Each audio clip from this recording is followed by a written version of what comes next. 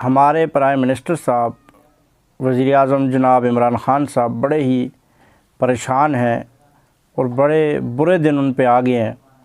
ان کے ساتھ اظہار ہمدردی کے لیے چند باتیں کرتا ہوں۔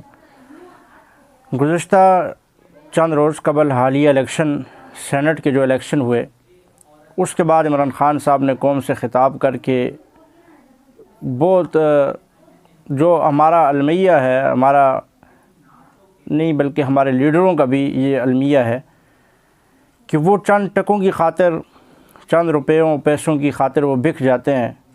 یہ عمران خان صاحب کو آج پتہ چلا ہے اور انہوں نے قوم کو بتایا کہ سینٹ میں ان کے لوگ وہ بکے اور اپوزیشن کو سینٹ میں اکثریت حاصل ہوئی۔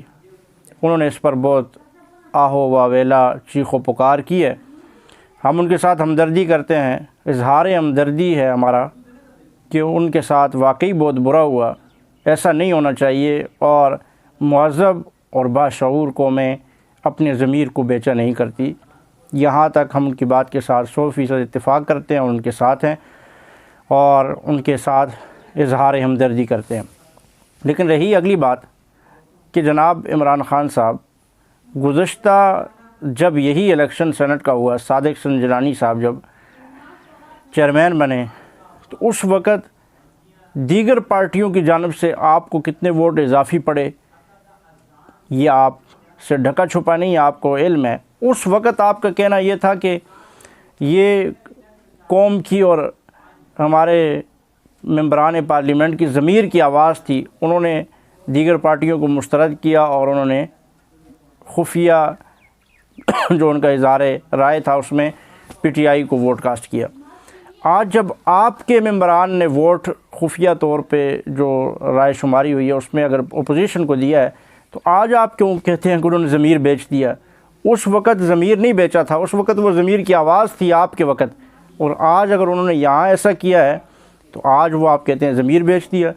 اور یاد رکھیں، جن کو آپ نے ٹکوں کے بدلے خریدا ہے، جو آپ نے خریدے ہیں نا، آپ کے جہاز پھرتے رہے اور ایک ایک کر کے آپ نے خریدے ہیں، وہ جو پہلے دن سے بکے ہیں وہ پھر بکیں گے، پھر بکیں گے، بار بار بکیں گے اور بکتے رہیں گے۔ وہ آپ کے ہاتھوں پہلے بکے، پھر آج سینٹ میں وہ دوبارہ بک کے، کل وہ پھر بک کے کسی اور کی طرف چلے جائیں گے۔ یہ کام ہوتا رہے گا۔ یہ بکاؤ مال یہ آپ خود لے کر آئے ہیں اور اس سے پہلے بھی تھا اور آپ کے ساتھ سارے وہ موجود ہیں اور یہ بکتے رہیں گے اور یہ ہوتا رہے گا۔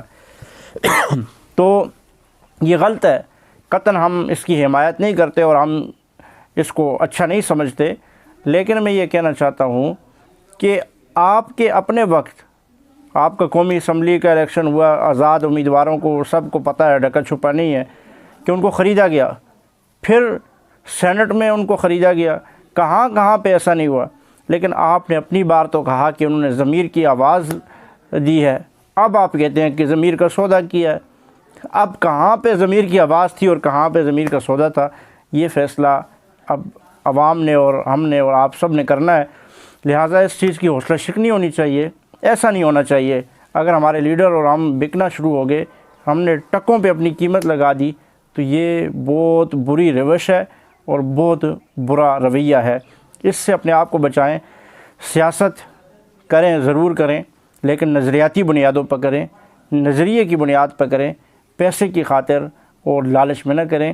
اور یہ چونکہ نظام فرسودہ ہے، نظام خراب ہے، تو یہ جب تک یہ نظام چلے گا تو یہ معاملات چلتے رہیں گے۔ حقیقت میں تو ہمارا نظام وہ عادلانہ اسلامی نظام ہے جس کی آپ بات کرتے ہیں کہ وہ نظام میں خلافت راشدہ اور اسلامی نظام جو مدینہ کی ریاست میں تھا، اگر وہ ہو تو یہ سارے کے سارے معاملات ٹھیک ہو سکتے ہیں۔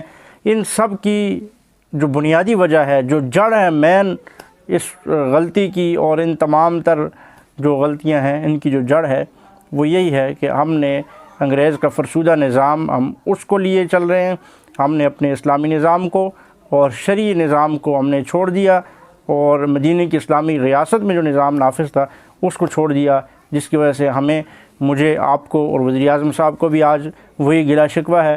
اور اس گلے شکوے کو آپ اگر دور کرنا چاہتے ہیں تو آپ مدینہ کی ریاست کا نظام نافذ کر دیجئے، سارے معاملات درست ہو جائیں گے، لوگ خود بخود ٹھیک ہو جائیں گے، معاملات ٹھیک ہو جائیں گے۔